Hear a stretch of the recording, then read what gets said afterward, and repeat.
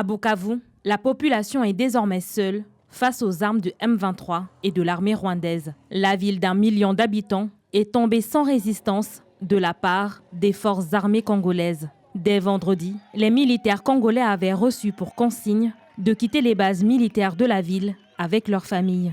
Il nous a dit qu'il n'y aura pas de problème, que pour les gens qui ont faim ou pour les gens qui ont de l'argent dans la banque, il n'y aura pas de problème d'ici quelques jours. Ils nous diront comment procéder. Et nous avons aussi plaidé. Il nous a pour le manque de nourriture parce qu'il y a famine pour le moment. Il nous a rassuré qu'à partir de lundi, il y aura des changements. Réunie en sommet, l'Union africaine a appelé dimanche au retrait immédiat du M23 et de ses partisans, alors que la situation échappe désormais au contrôle de Kinshasa. Pour l'Union africaine, une rencontre entre Félix Tshisekedi et Paul Kagame est nécessaire à la fin du conflit.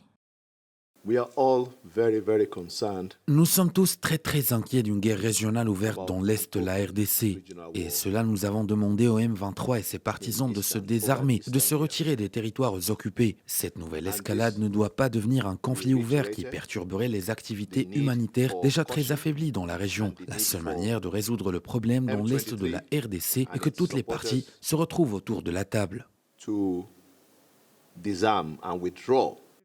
Le gouvernement congolais a déclaré dans un communiqué suivre, heure par heure, la situation à Bukavu, le dernier morceau de territoire conquis par le M23 et son allié rwandais leur donne désormais le contrôle total du lac Kivu. Ce lac de la région nord et sud Kivu est le nerf des échanges commerciaux et du transport d'hommes. Environ 4000 militaires rwandais sont présents dans l'est de la République démocratique du Congo et les derniers combats ont fait près de 3000 morts, selon l'ONU.